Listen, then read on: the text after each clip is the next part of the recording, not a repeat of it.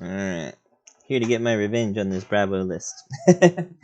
Bravo in general is always a toss-up because it comes down to blocks and just blocking. I mean, just blocking efficiently on both sides, and blocking with the right cards.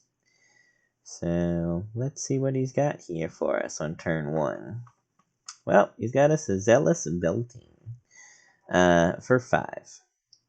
So I don't really want to waste 2 barragings on this attack, but what I might do is I might use, well, this is such a bad decision point right here. Sand Sketch Pen, not good for early game. We're gonna defend. He's pitched everything, so this is the only attack coming at us.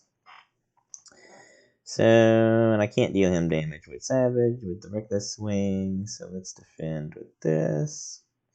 And let's defend with, I guess, the Blue Barrage. We will pass. No point in taking damage on turn 1 if you can help it. Alright, so might have a decent turn here. Let's see. We're going to play a Barraging. Get rid of a card. We're going to play our Blood Rush Bellow, getting rid of the Pulping to draw 2 cards. All my attacks are +2. Then we have an Alpha Rampage. So Alpha Rampage will be attacking for 11. But we don't have the, I don't have the card to discard to play the Alpha Rampage. So I could play the Wrecker Rump, getting rid of another card out of his hand, attacking him for 6, 7, 8. I can make it 10. Get us a little bit of a lead. I would love to have go again. Another thing I could do, and I know this is going to sound weird, but I could roll on Scabskins here at this point. See what happens. And I might do that. Let's roll on Scabskins and see what... Well, if I roll on Scabskins, what could I do with 2 action points? That's the real question. So I could attack with Club, but then I couldn't attack with one of the attacks. So is it really worth it? Probably not. Let's just go Wrecker Rump. Attack for 11 with 1 card he can block with, so he's probably going to throw all his equipment in front of it. That's what the computer likes to do, to preserve their life total in the early turns. Taking 3. And there we go. Just draw back up. Alright.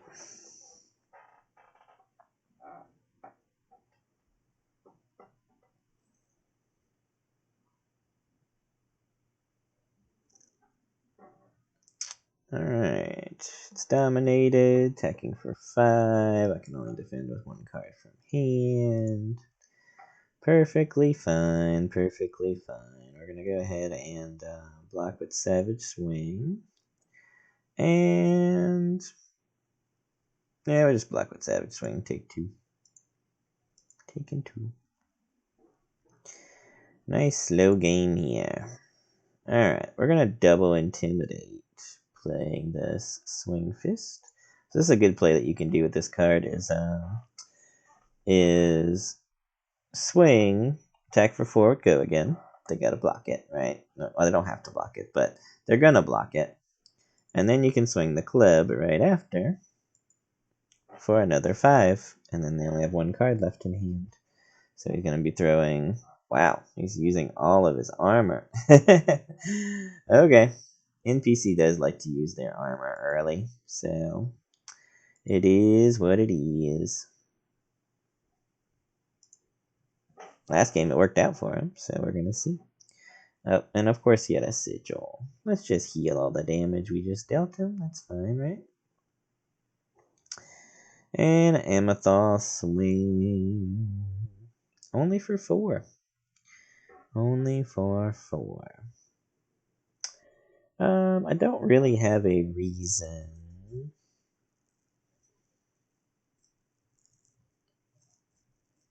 to block this out, like, completely.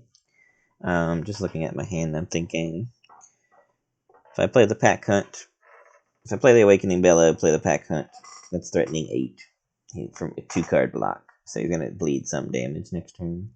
So take the 4 and save the Massacre for a future turn.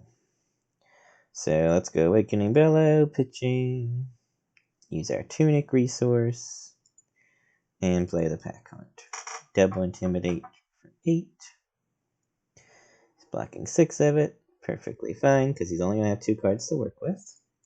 And we get an Arsenal card, which for us is a big deal.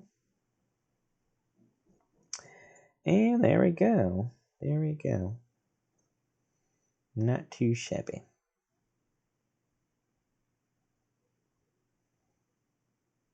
Just an Amethyst for 6. Amethyst for 6. Alright. Alright. Let's see.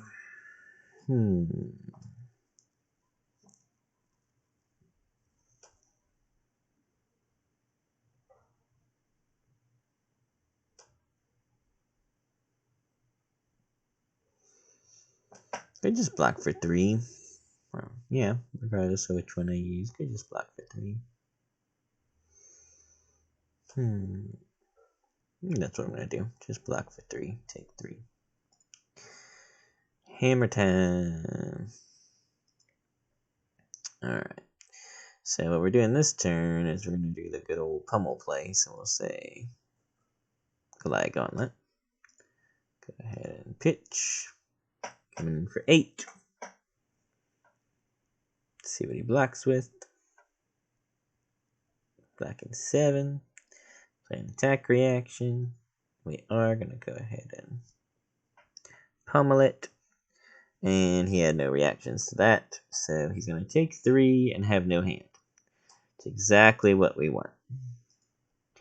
Now that we have the tempo, we should, depending on what we draw, be able to keep it. Okay. So, now we're going to play a red barraging.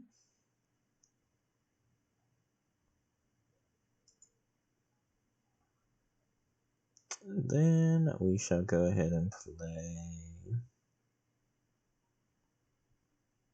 play the pulping. And we do hit the 6. There we go.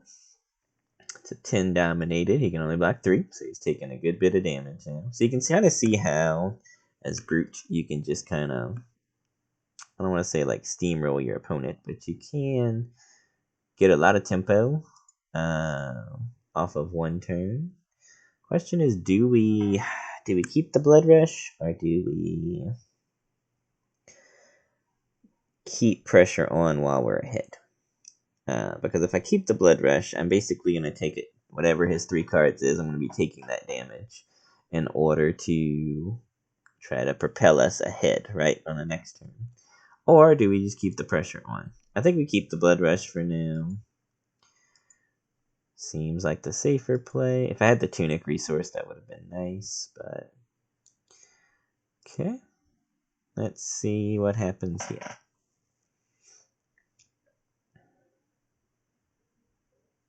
Gonna heal.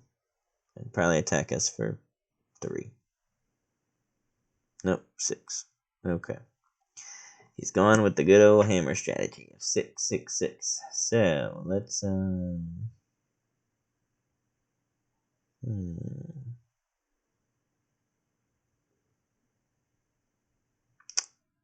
Let's block with the swing fist. Well, because there's a chance we can miss on the Blood Rush Bellow. We really don't want to miss. So, let's go ahead and block with the swing fist. Take nothing. We're gonna spend a resource, play this from Arsenal, get rid of a random card. Good, it's the Beast Within. Now we just need to draw blue off of our 2 cards we're drawing. Beast Within does us a damage, it's gonna do us a 2nd damage. Do us a 3rd damage. Oh, come on, Beast Within. Got a Massacre. Okay, Massacre is fine. And then we're going to draw 2. Okay, so we did get a blue, which is what I really wanted. Because with a blue, we can get some go again, which is what we need. So we're going to play one of these Breakneck Batteries, discarding a random card, hoping it's the Massacre, of course. And then we pitch the last card to the hammer. So let's go Breakneck Battery, pitching here. Let's hope we hit the Massacre. Of course we don't. That's my luck in this game. Okay, he's going to block 6. That's fine. The club's going to come across for 7. So we're going to get a free 7 damage here on him. So here comes 7. He can't block it, so it goes down to 20. So as you can see, kind of paid off doing things the way we did them by keeping the card. Because we ended up with a lot more bonus damage than we would have otherwise. Let's see what he can do with this turn. Probably swing Amethyst for 6, which is what he's been doing all game. Okay, it's only for 4 this time. With that being the case, do I want to... This is an interesting, hand. And I'm going to block. I'm just debating...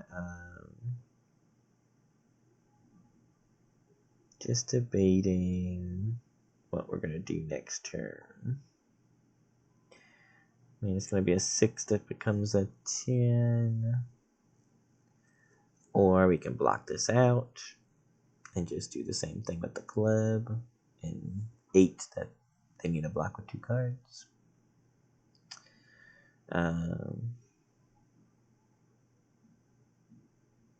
It's one of those moments where it's like I'm ahead, so I want to stay ahead, right? So I feel like we block with 1, 2. Don't take any damage. And then force him to have to do like an awkward block. So let's go ahead and play the barraging. And my choice is, which card do I pitch? Do I hold on to the Beast Within? Probably not. So I think we swing club, pitch the Beast Within, save that for later. It's an 8 if he didn't block with 2. There we go. We forced 2 cards out of his hand. Dang, he blocked with 3 cards. I guess he was scared of what was left.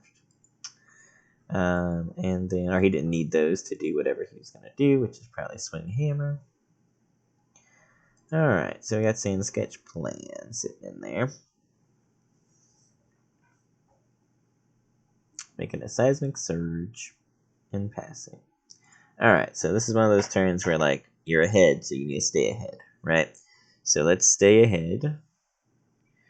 Let's go ahead and play this Awakening Bellow, pitching the Savage Swing. Then we're going to play the Sand Sketch Plan.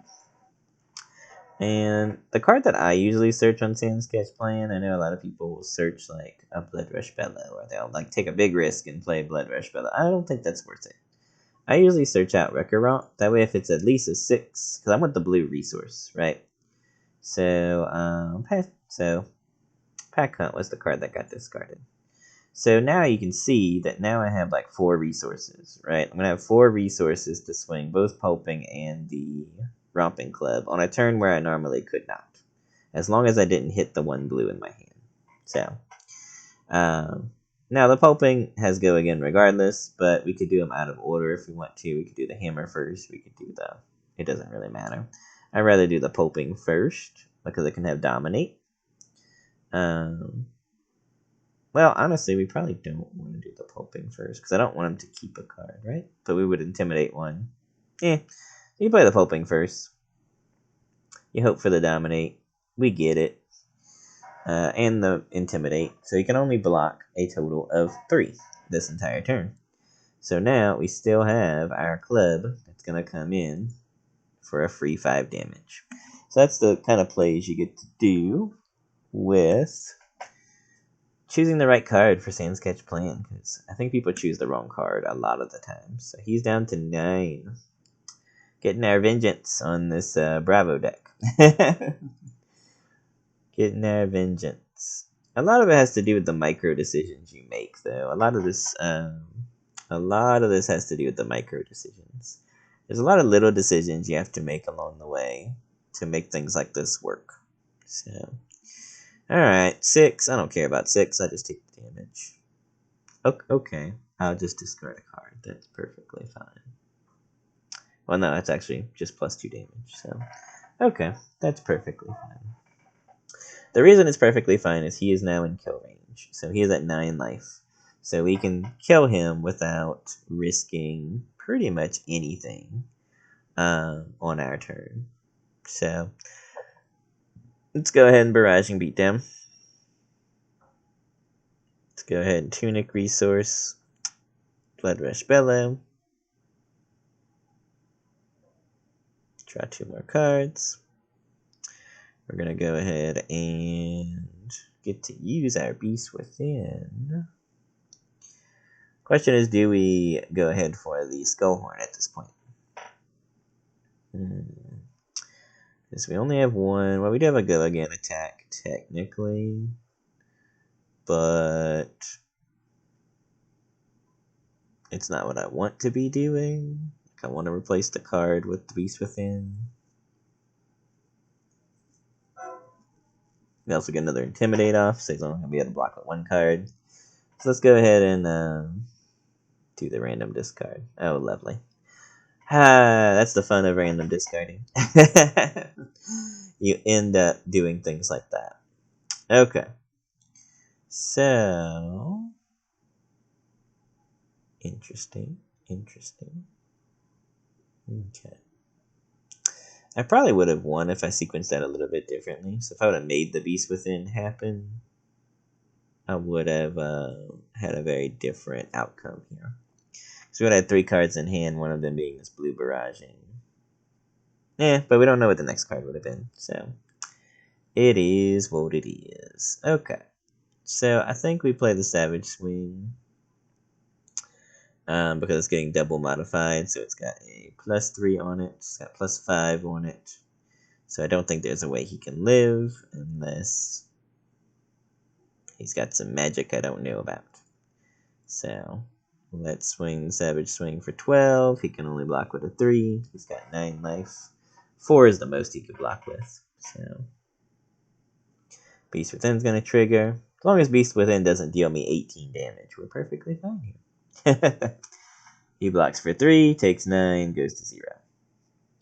So at any point in the game, it's probably a good round to teach that lesson. At any point in the game that you're at about 12 life or less, Brute can come in and just kill you, where you just cannot block. I got him down to 1 card blocking with. It could have potentially been no cards, and he would have just took the damage to the face, because if he would have hit the Beast Within instead of the barraging, he would have had no cards to block with, and I would have just been able to hit him with anything that dealt more than 9, which was pretty easy with these 2 modifiers. Everything in my deck is a 6 or more, so I already had the modifiers to kill him, regardless of what happened. So, here we go. Brute. But you can see how close that matchup was, though, especially watching the first game and then watching this game. Both games are relatively close. It's just incremental advantage figuring out when to use cards at the right moment. And I like playing this matchup a lot because this is one of my worst matchups as a Rhinar player. So knowing this matchup inside and out is something that, if you are deciding to play Rhinar, you probably want to play against a lot of Bravo, because Bravo is your worst enemy. I mean, just look at the chest hair, man. Just look at the chest hair. He's trying to intimidate us. We will intimidate him. Anyway. Alright, see you next time. I'm probably going to upload. I don't know if I'll do a Prism. Prism just feels unfair, but I might play a Prism just to show you how Rhinar plays into Prism. And then I'll do some videos. I'm going to do as many as I have time to do this week while I'm testing. So, see you in the next one.